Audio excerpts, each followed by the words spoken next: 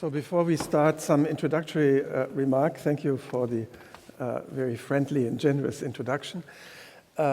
This was, as you may remember, initially intended for each of the seminars to be a triad. Actually, it has become, in our case, a pentagon. About which I will say a few words, and because you see just the two of us standing here, it has been the case that for personal reasons, Armin Reller has been prevented from participating in the early phase. He will join us next week for the seminar. The contrary is true for Jan Zalasiewicz, who has played a pivotal, very important role in the preparation of this seminar. A leading geological thinker of the Anthropocene. He, unfortunately, also for personal reasons, is prevented from coming next week. But if you have read some of the papers that we have put on the server, many of them are by himself or have been influenced by his work. So he is still a very important figure for the seminar. So as he was prevented from coming, the idea came up, and if you read those papers, you see much reference is being made to the concept of Technosphere, which has originated in the work of Peter Haff. Now, it's incredible, and we are very happy about this, that the organizers have been able to convince Peter Haff on very short notice, and he will come actually this weekend and join the seminar. And so we will have occasion to discuss together with him the concept of the Technosphere. Two other preliminary remarks. You can see from the earlier presentations of seminars today that there is a need for rethinking some of the fundamental concepts in which we think the Anthropocene. And I think our seminar is closely related to that in a different way. You have seen reflections on issues such as ontology or accounting systems of the Anthropocene. We take a different angle, but before I go a little bit into that angle that we are taking, I want to say that we are, of course, really standing on the shoulders of giants and learning from Sabine Höhler that will be a little bit of a commercial break now, because I want to point your attention, this is not for auction, but it is for sale. And these are the 3 volumes of a book on the Anthropocene that has been produced in the context of the Anthropocene project here at the HKW.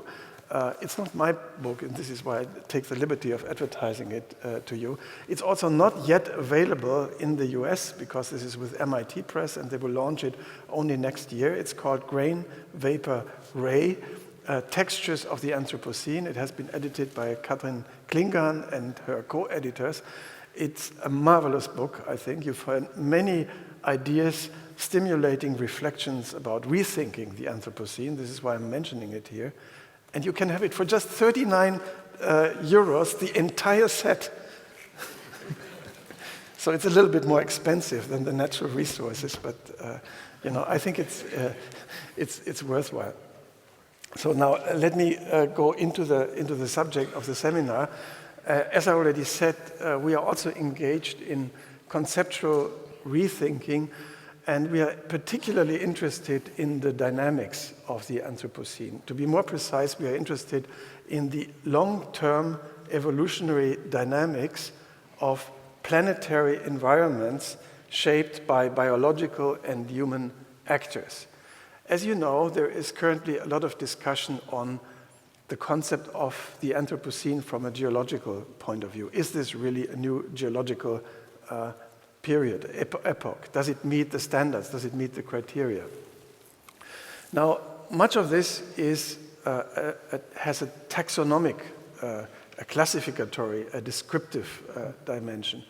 We are more interested in the actors category, in the causality of the Anthropocene. You know the discussions also about when the Anthropocene started. Is it, as you could see from some of the slides you have just seen, is it in the 60s, in the 50s, in the 60s? Is it with the Industrial Revolution, or is it even with the Neolithic Revolution, about which we'll be talking in a moment? Much of this discussion hinges on these taxonomic descriptive criteria. We are more interested in the onset of a certain dynamics. which are the internal and external conditions of actors that shape this evolutionary dynamics, eventually leading up to the Anthropocene and to the Technosphere? Can we distinguish major phases, a cascade perhaps of phases, one leading into the other, and how are these phases causally connected to each other? Now you can already see from these introductory remarks also about the persons involved that we are confronting two major perspectives which may well turn out to be complementary, but as there are different perspectives, we thought to structure the seminar also around their difference, their perhaps complementarity, but at least around their contrast. One is the proposal made by Peter Haff and taken up by Jan Zalasiewicz in terms of the technosphere, stressing the significance of the human deposits, geological deposits, but also the autonomy of the technosphere. This is a concept that's standing in a long intellectual tradition, Vernadsky and others. There are various spheres that have been proposed, but the stress here is clearly here on the autonomy with regard to the human actors.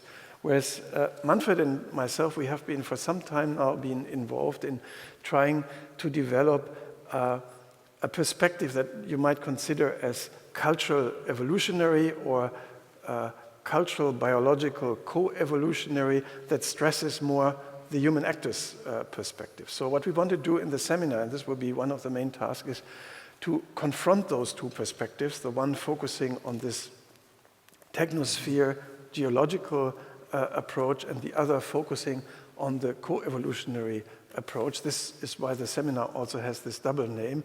And to confront these perspectives, explore them, and see to which extent they are conflicting or complementary. So this is also a challenge to the participants, and therefore we have asked the participants to read some of the available papers and to develop their own views, and they will work in groups and then confront the perspectives together.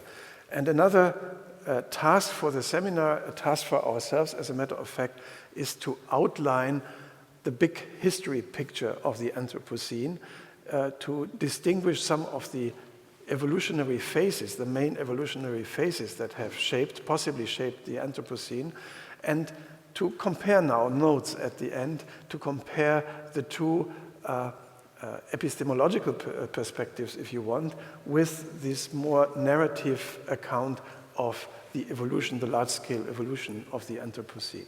So I think I have hoped to have given you a structural outline of how we want to proceed. And I now hand the word to Manfred, who will indicate you some of the more concrete steps that we have been contemplating, not to anticipate any of your work, but just to stimulate a little bit the way that we have been thinking. Yeah, thanks, Jürgen. I was actually very glad that Bronislaw had the slide up there that showed the deep history of the planet all the way to the present, because this is actually one of the main themes that we have in mind when we explore the history of the Anthropocene. Where does it start? And the geological approach seems to look at distinct periods and try to figure out differences between them and characteristic phases. An evolutionary approach looks deeper and looks at the dynamics.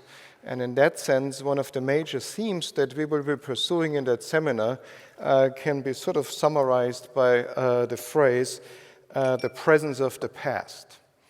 And how deep do we actually have to go to see mechanisms and processes in place that actually shape the dynamics that we explore now in the context of the Anthropocene?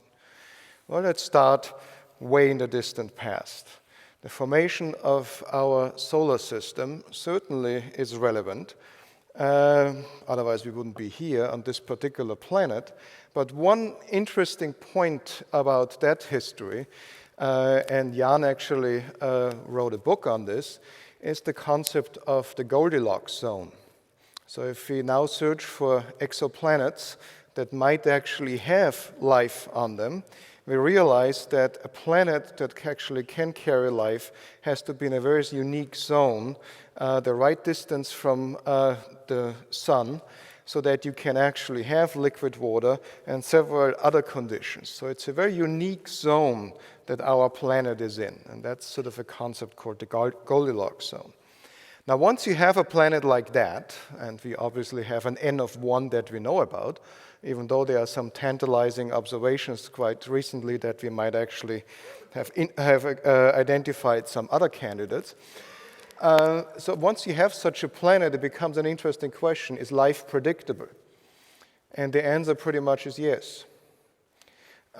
Given those conditions, then life, as we define it as a certain self-replicating system, is more or less predictable, given what we know about the basic conceptions of thermodynamics and natural selective processes.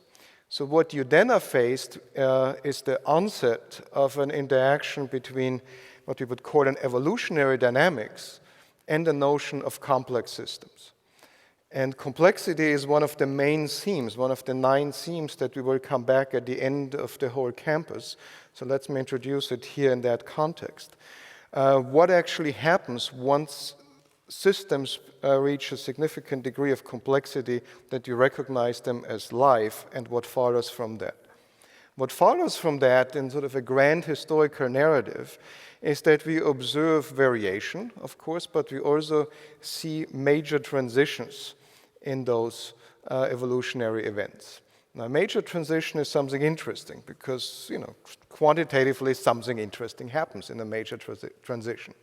Is it always good what happens in a major transition? Well, that depends on your perspective. Certainly, the first form of anaerobic life, if they would reflect back, would thought that the evolutionary innovation of photosynthesis and oxygen is a very bad idea, because it basically wiped out more or less all of those earlier life forms. They still do exist in some extreme environments. But that already shows that what another feature of those historical dynamics leading up to the Anthropocene has something to do with poison and opportunity.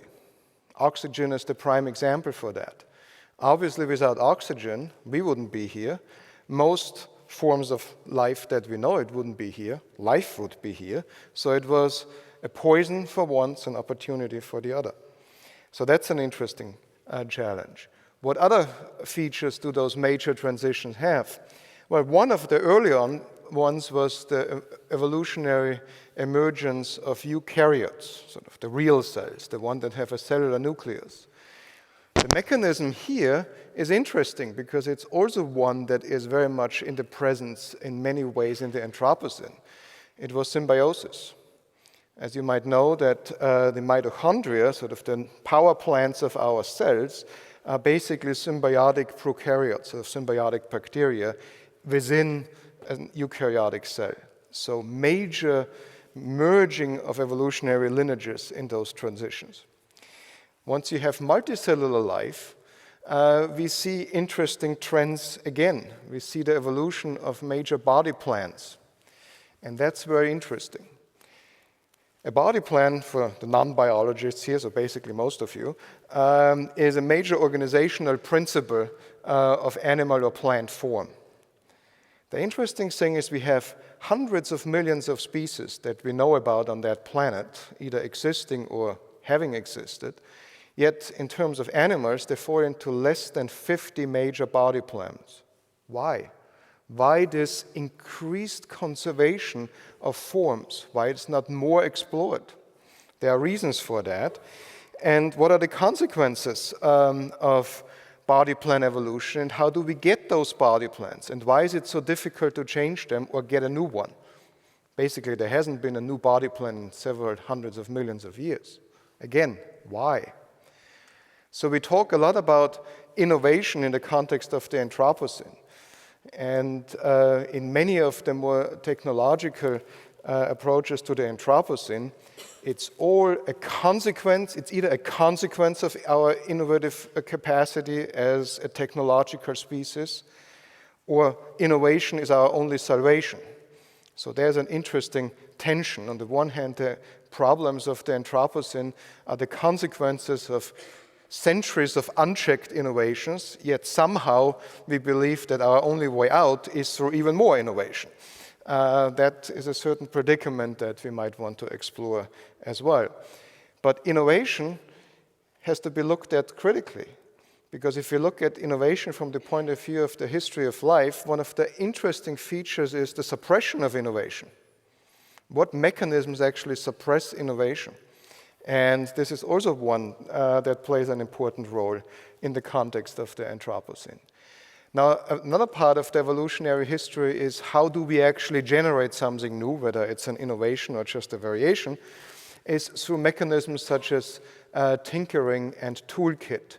And for that, since we're also exploring not just traditional ways of representing that history, but some more creative ways, we want to show you a brief clip from a very creative approach by a colleague and friend, Neil Shubin, in his book, Our Inner Fish. It's basically a book that introduces you to the presence of the past. So if I can have that clip, please. It's about 2.5, 3 minutes. Studying the DNA of ancient organisms is a window into our distant past. And if you look hard enough, you can find some creatures today that haven't changed much in hundreds of millions of years. This coast is home to a relative that shows us how ancient the genetic recipe is for building our brain. Yeah, how do you know where to look? Well, you certainly want to go deeper than this. Meet Peter Holland, head of zoology at Oxford University in England. Right, okay. Well, we could start trying around X here. marks the spot? X marks the spot. Let's give it a go. Okay. That's basically biologists at work. Okay, so what do I do here? Just shake it. You got one. There's an Amphioxus. We got it. Whoa, look at that little guy go. Hey! Just dip it in the water again. You'll see it'll flick around. Well, they really flick. There you see. There he is. Hey, it's beautiful. Look at that. Which is the front?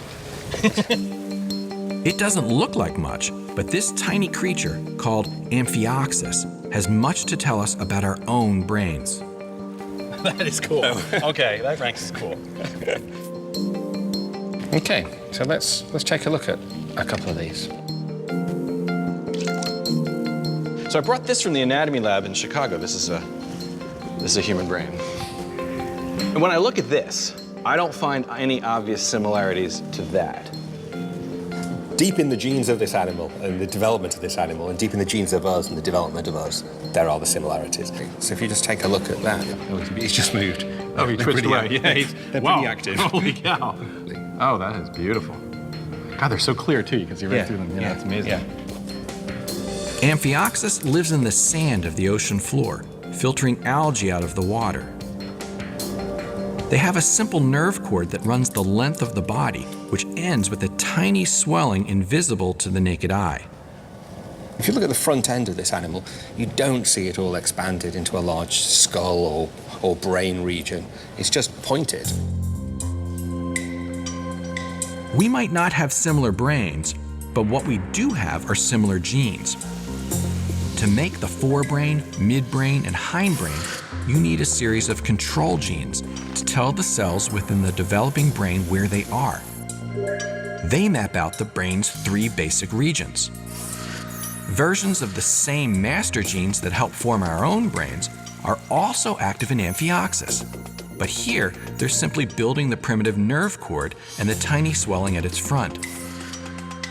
This means that the genetic roots of our own brains can be seen in creatures that first arose over 500 million years ago. We can stop that now. Okay, so this is just a way how we can actually get at the presence of the past in the context of the grand evolutionary narrative leading up to the Anthropocene. Because clearly, once we get our brains, then we get into the questions of the social evolution, the technosphere, and the Anthropocene as we know it here. And I think in that context, we then can also raise the question, what are the future possible trajectories from our current point of view? So this is a brief sketch of the grand narrative that we want to explore in the context of our seminar. But as Jürgen pointed out, the main focus of this is not just to create a chronology, but to also emphasize what are the mechanisms, what are the processes that actually have shaped that dynamic, and how can we understand those.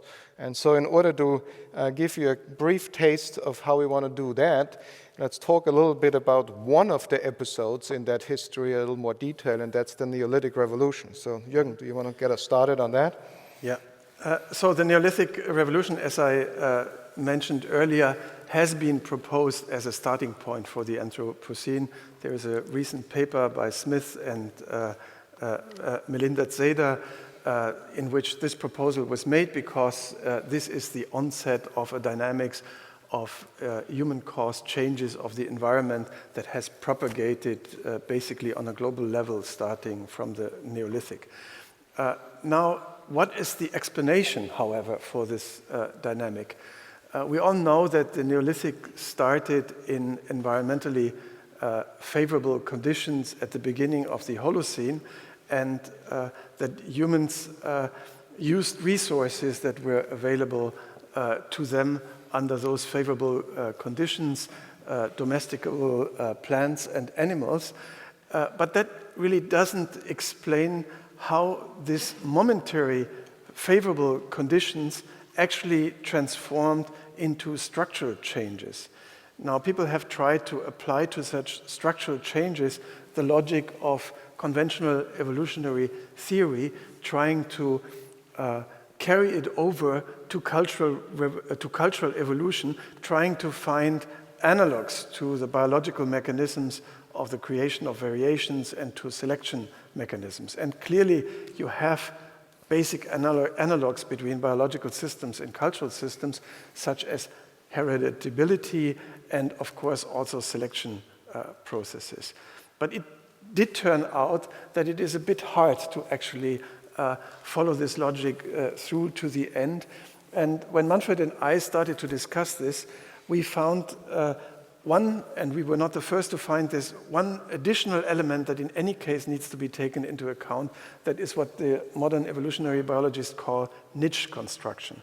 Now, that's an interesting concept. It's a deeply Darwinian concept, of course, because it was known for long term that not just humans, but many species do change their environment by constructing the environment. Think of beavers building dams, or many of the social insects building their nest. So, and this gives rise to what biologists have called reciprocal causality. That is, the selective forces of the environment are not just produced by the physical environment and not just by the other species living in a niche, but they are also shaped by the species itself that transforms the environment. Now, we have thought that this is a very interesting way to connect biological to cultural evolution, because humans are, of course, very visible niche constructors. The Technosphere can be considered as a human constructed niche in that sense. But we have found difficulties in seeing the role of the niche just in the selective dynamics. I think this carries the analogy between biological and cultural evolution a bit far, because then you would always have, many variations, many different phenotypes, and then you would have to explain really what the selective forces are. In cultural evolution, this is not a life and death issues.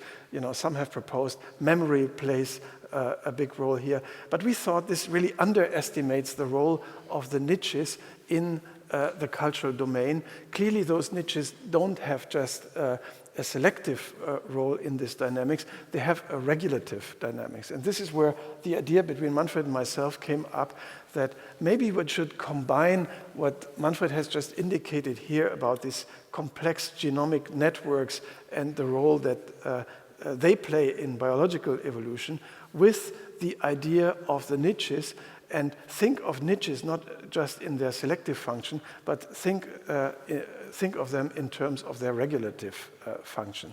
So niches can be considered to some extent also as external parts of the organism, or external parts of the regulative systems of which the organism is part. And if I now come back to the issue of the Neolithic Revolution, you will see that this gives an indication of why This may help to answer some of the fundamental questions about Neolithic Revolution and make it clear why this has been not just an occasional, a one-time, a singular event, but how this came to change the history of humanity on eventually a global scale. Because the environmental changes that humans produced were first of all not intended changes. Nobody who started to cultivate plants in the Neolithic could anticipate that this would result in a domestication going so far that some of the species actually then eventually depended on human intervention for their own survival. This sometimes must have taken hundreds, if not thousands of years. So it's clearly an unintended consequence of human behavior. Yet in the process of domestication, human societies must have changed their own behavior. It's not just the plants that adapted to the cultural niche created by the humans, but humans themselves must have changed their social and their cognitive behavior in order to maintain this niche, even before knowing that this would eventually lead to domestication, and to appropriate the natural resources in such a way that they became increasingly independent of the specific context in which these events first occurred. Now, we will discuss this in much more detail, I hope, in the seminar. Let me just point to the fact that this really throws a new light on the history of the Neolithic Revolution and some of the subsequent thresholds. First of all, the Neolithic Revolution was not a one-time geographical event. There have been many, and probably also many, aborted attempts at domestication throughout the world.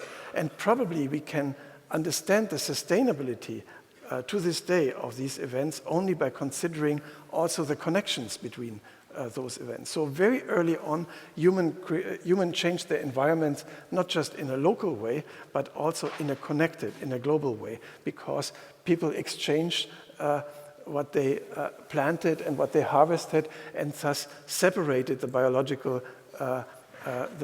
populations from their natural habitat, thus enhancing the process. So you can see, if you go to the details, human behavior, human concepts about what they were doing played a large role in this cultural process. It was not a blind selective event, it was the change of the regulative structures of human societies. And what we hope is that understanding such processes in greater detail will also help us to understand some of the major phases and some of the dynamics leading up to the Anthropocene.